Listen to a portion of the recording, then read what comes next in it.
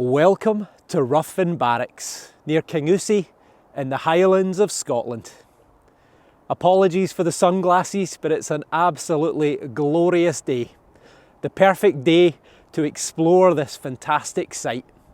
There's been a castle here for over 800 years, but it's been in a ruined state, as you can see today, since the Jacobites visited in 1746. So let me take you on a tour around this incredible site.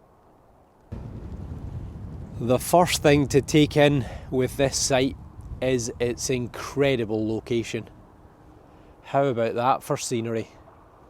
And at the moment I've got it all to myself. That may well change because another car has just pulled into the car park. But the village in the distance is called Kingussie.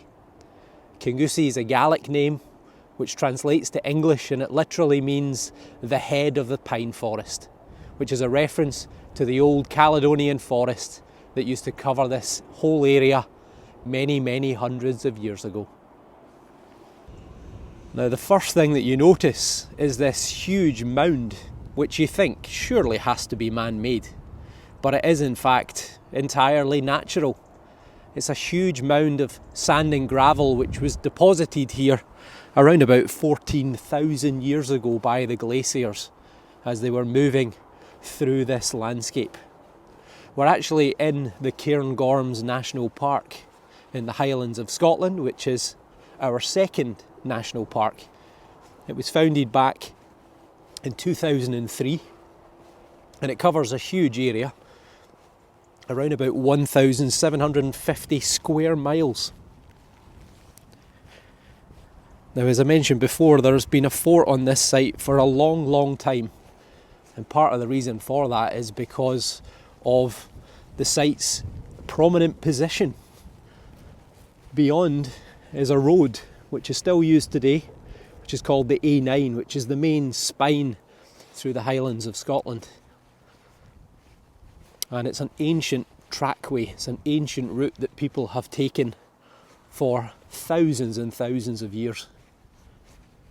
Now, we've got some company today in the form of a huge number of horses. Now, I am not a massive fan of horses, or should I say horses are not a massive fan of me. So fingers crossed, we're not going to have any embarrassing problems as we move through here. They look reasonably friendly. Fingers crossed. Now, I'm not sure if they're supposed to be where they are or not, but this one looks a bit feisty. So I'm not sure if they're supposed to be here, if this gate's supposed to be open, but I'm going to do my best to breeze past, and I'm going to take you up into the actual fort itself. Look at that. Hello. Hello. Are you going to be friendly? I hope so. So the first fort was built on this mound of sand and gravel, believed to be around about 1229. It was built by a man called Alexander Stewart, and here he was the Earl of Buchan. He was the illegitimate child of a king of Scotland called Robert II.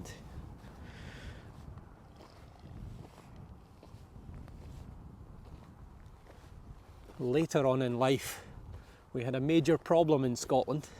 Well, for the British it was a major problem, and that was the Jacobites. In 1688, the Catholic King of Scotland and England, a man called James VII of Scotland and James II of England, was kicked off the throne for being Roman Catholic, and he was replaced with his daughter from his first marriage, and also her husband, and they were called William of Orange and Mary, and they were Protestant, and that fitted the bill for a lot of people in the United Kingdom. Now, a lot of Catholics and a lot of Episcopalians in Scotland and Ireland and even England were not massively happy about the fact that their king had been replaced, and the result was they began rebellions. And if you were a supporter of the exiled James the Seventh and Second, James in Latin was Jacobus, and Latin was the legal language of Scotland at the time. So if you supported the restoration of James the Seventh and Second, you were known as a Jacobite, and that became Jacobite. So that's where it comes from. Now, in 1715, there was a massive Jacobite rebellion, and the result of that was that the British control of Scotland was nearly taken over by the Jacobites. So their response was to build a series of forts and roads through the Highlands, through the lawless Jacobite Highlands, to try and control the local tribes or the local clans. And this is one of those garrisons.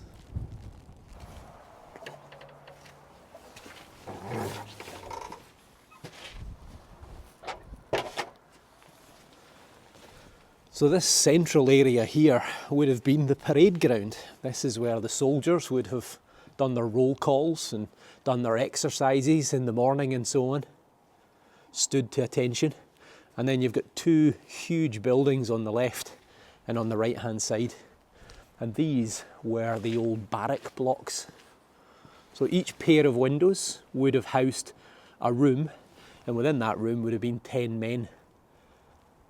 So 10, 20, 30, 40, 50, 60, and the same on the other side. So 120 redcoat soldiers based here permanently. But the idea is, or the suggestion is, that the garrison was never fully manned. And this is what it would have looked like back in the day when it was in perfect condition. So you can see there's a walkway that would take you up, and there's also firing positions all the way around, which you can see with all these little windows all along the wall. Now, there was never artillery here, never cannons, only ever men with rifles, and then later on cavalry. Now, one of the things that the British knew about the Jacobites was that they had the upper hand because they knew the terrain, they knew the landscape around here. So the British created this road system through the Highlands in the 1700s and built various forts here, here, here, here, and we're at Ruthven, but they also had Stirling, Perth and Inverness as well.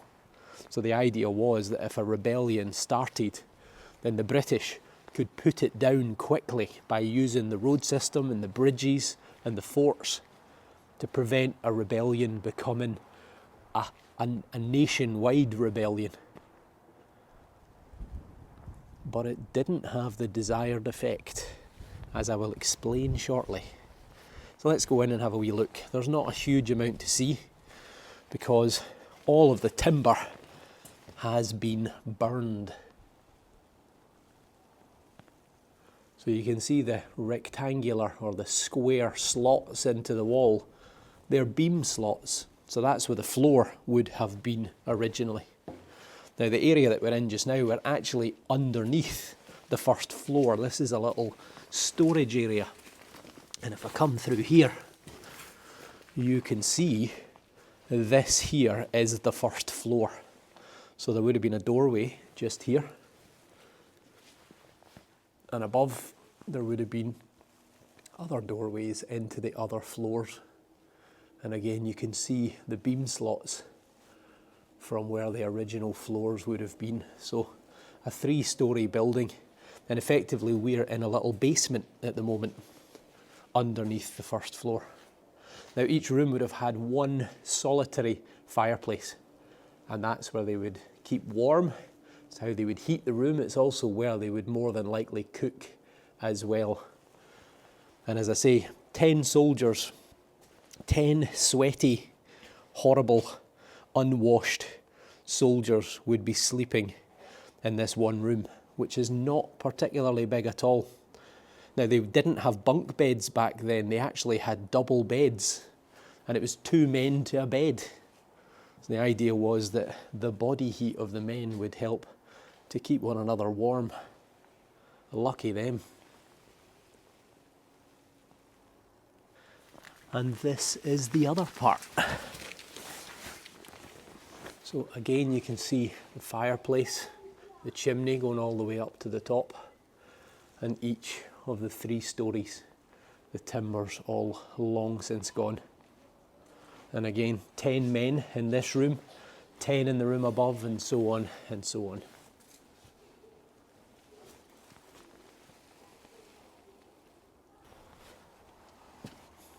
Back out into the central courtyard, and over here in the corner would have been a square tower. You can see the upper part has lost quite a lot of the stonework and also the roof. And through this little doorway would have been the guardhouse and also the prison. So the prison was here in the basement of this room. Pretty small, no windows, almost below the floor basically. Directly above would have been the guardhouse, and then above that was probably some sort of lookout or officers' accommodation, maybe some sort of offices. But you can see the upper part had a fireplace, the guardhouse had a fireplace, and the poor old prisoner in the dungeon in the basement effectively had nothing, not even any natural light. They were probably put in there through a little hatch where they would then stay until they were put on trial for whatever they had been arrested for. Now the redcoats who were here, their purpose was to try and bring some law and order to this area. So they would have been stopping people, challenging people, questioning people, and even arresting people. They pretty much did whatever they liked. Now, this little rectangular low stone part here, that's originally a staircase, so that would have taken you up again onto the upper floor where there was a parapet which you could use to then walk all the way around this part of the building. At each of the 4 corners there was a little room. You can see this little entranceway here, and if we go in, there's literally nothing in it. So this was probably some sort of storage room for equipment, for even barrels of food or supplies or such like. And the one thing that you also notice is where the firing positions were, which were here, all these little windows. I'm 6'4", and if I walk forward, they seem to be in the wrong place because they're 1.5 feet higher. However, the reason for that is that there used to be a step. You can see here, just cut into the side of the wall, there would have been a platform, and that's how the men would have fired. They would have fired from there. So they would have stepped up onto the firing position, and it basically meant you were exposed to enemy fire as little as possible.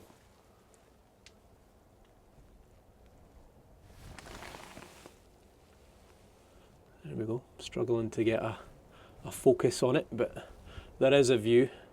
Not as good as the other side, but there is a view. Again, in that far corner, there is another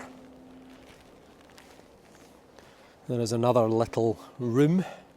The one to the left has got the electrics because at night time they light this place up, and it looks pretty spectacular as you're driving past. Now over here in this back right hand corner there is a feature which is a well. So they burrowed down for many meters until they hit fresh water. So they had a water supply within the fort itself, and then very cleverly right next to the water supply they put the latrines. So this is where the men would have relieved themselves. Delicious. Now sometimes I do wonder about planning and how people thought these things out. Who thought it was a great idea to put the latrine block next to the drinking water? Maybe not the best of ideas. However, they wouldn't have drank the water. They would have brewed the water, and they would have made beer from it. What they would often call small beer. It was a low alcohol content. And they would have done that on site, because in this back corner, the right hand doorway, is the old brew house and bakehouse. And again, this is a little room, probably again for storage, very similar to what we saw in the other three corners, but also a little window so you could look into the brew house, the bakehouse. Let's go and have a wee look. It's what is left of the brew house and bakehouse. So this is where on a daily basis they would have been baking bread, which was a staple of not just the soldiers but practically everybody back then. So they'd be baking bread daily, and also they would have been brewing beer here. The brewing process would kill the bacteria within the water that was coming from the latrine area. This is the remnants of the old baking kiln, the old bread kiln. And above, as you can see, there would have been another room, maybe an officer's room, again, maybe some sort of administration centre. But either way, it had a fireplace, so it was someone reasonably important.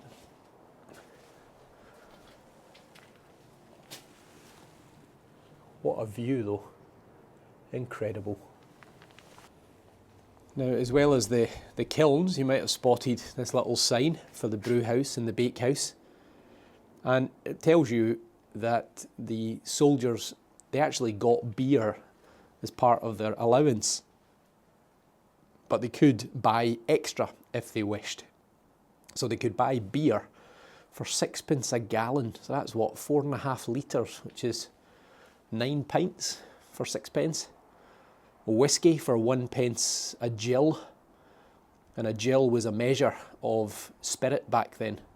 If you're familiar with the phrase Jack and Jill went up the hill, the rhyme, that actually relates to alcohol, because a Jack and a Jill were two different alcohol measures, and the poem came about because of an increase in taxation. They put the prices up. Rum was 3p for half a pint, and porter, which is what you would today call Guinness or stout, was 2p a bottle. Not bad at all. Isn't inflation a killer?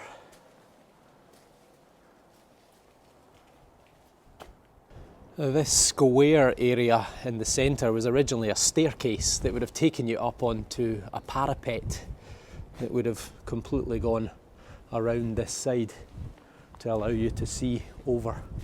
But this area here is called a postern gate, and they knocked a hole through here to create a gateway in 1734, and that was so that they could construct this building over here.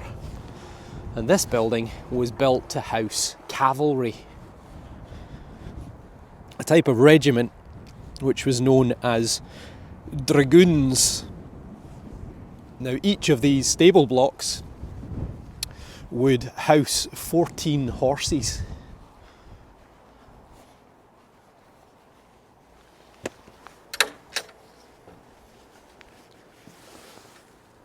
So you have to imagine this room here with wooden stalls. There'd be 7 on my right, and there would be 7 on this side. And if you count the windows, 1, 2, 3, 4, 5, 6, 7. So the horses on this side, at least they had a nice view. And directly above would have been an upper floor, and that's where they would have kept the hay and the various provisions needed for the horses. Probably you'll also find it's where people slept as well. And through the back here would have been a small room, and this would have been the tack room. So this is where you would have kept all of your saddles, all of your leather, helmets, etc., etc., everything associated with the horses. And from here as well, you get a pretty incredible view. So you can see that we're sitting in this incredible big deep valley. And you can see how much water there is down below, because the whole area down below is a floodplain for a major river, which is the River Spey, also known as Speyside for anyone who's a whisky fan. So you'll see that lorry moving left to right, and that's following pretty much the path of the old road, the old trackway that used to be here, and it's the reason why the fort's here, to control the local population. Who's coming, who's going, what goods are they carrying. Now you can imagine the impact that it must have had on the locals. They all spoke Gaelic, they were used to the clan system, they probably didn't know who the king of Great Britain was, the United Kingdom. Previously, the clans usually didn't care who the King of Scotland was, so why would they care who the King of Scotland in England was?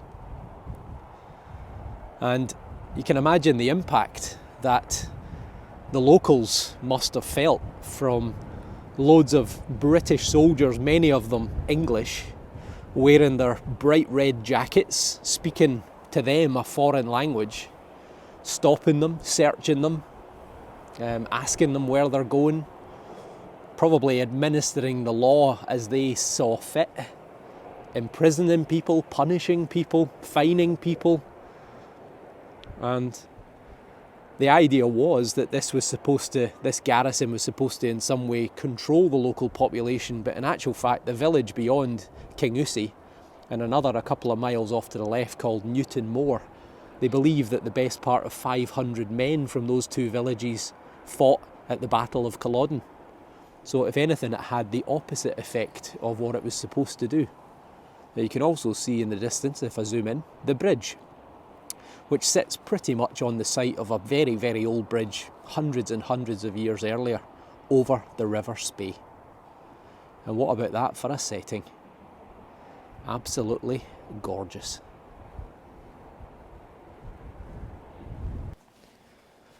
Now, as you will have seen, Ruthven Barracks is in a pretty poor state of repair. And that's because it was the site of the final Jacobite uprising. Now you'll know about Culloden, 16th of April 1746, which was fought about 25 miles to the north of where we are, to the east of Inverness. Now in 1745, August 1745, 200 Jacobites tried to capture Ruthven Barracks. And at the time, there were only 12 redcoat soldiers led by a man or commanded by a man called Sergeant Malloy. And the 12 Jacobites, the 12 British actually held off the Jacobite army of 200. With the loss of only one man, they managed to repel 200 Jacobites. Must have been pretty terrifying. But worse still was to come, because in the days that followed the Battle of Culloden, the 16th of April, just a few days later, this became an assembly point for the Jacobites.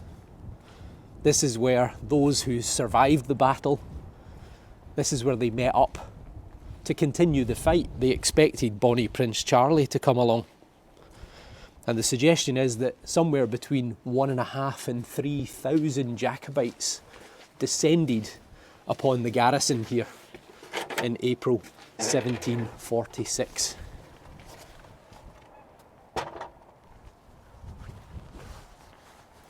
The Jacobites came from all directions, and at the time it's believed that there were only 12 or 15 redcoat soldiers, and there was no way that they could repel the Jacobites. And worse still for the redcoats, the Jacobites had artillery. They actually had brought a cannon with them. Now you imagine 3,000 or 2,000 Jacobites attacking this fort from all sides when there's only 12 or 15 men here holding it. The redcoats understandably surrendered straight away, We don't actually know what happened to the redcoats, the British soldiers. We don't know if they were taken prisoner, we don't know if they were killed. But what we do know is that the Jacobites then raided all the buildings, all the stores, and they stole everything that they possibly could. Now, the reason that they were here was to wait on the arrival of Bonnie Prince Charlie. The Jacobites were still a fairly formidable force, even though they'd been defeated at Culloden. And the estimates are that in total the strength of the Jacobite army was still 4,000 or possibly more. But instead of Bonnie Prince Charlie turning up to carry on fighting, a letter from Bonnie Prince Charlie turned up. And the letter simply stated, "We're finished. Every man for himself." And the army was dispersed. And the final throw of the Jacobites was to set this place on fire. And ever since that point, Ruthven, which I'm also told should be pronounced Ruthven or Riven, has been ruined ever since.